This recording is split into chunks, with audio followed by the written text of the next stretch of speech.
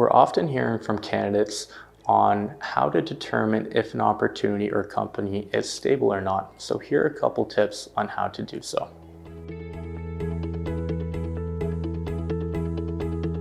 You'll want to ask if the organization is profitable and how their profitability has been affected during the pandemic. For smaller companies and startups, you'll want to ask if they're self-funded or if they rely on seed funding.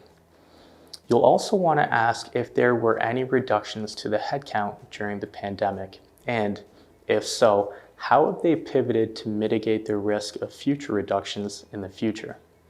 Lastly, how did the collective group and the culture adapt to remote work during the pandemic, and are there ambitions to return to the office full-time?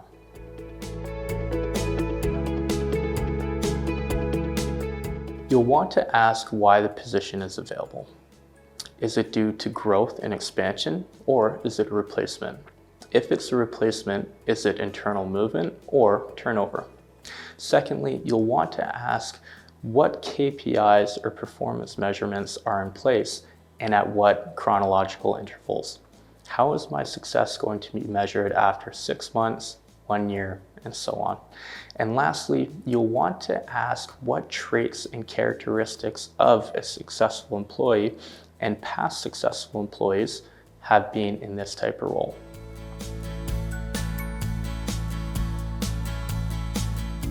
When asking these questions, you'll want to do so in a curious yet cordial and non-interrogative manner.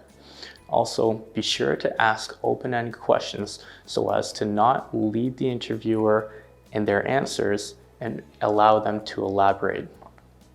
It's important to note that a lot of this information you'll be able to find online prior to the interview, so be sure to do some homework on especially financial information, headcount reductions, etc., so you come in as prepared as possible.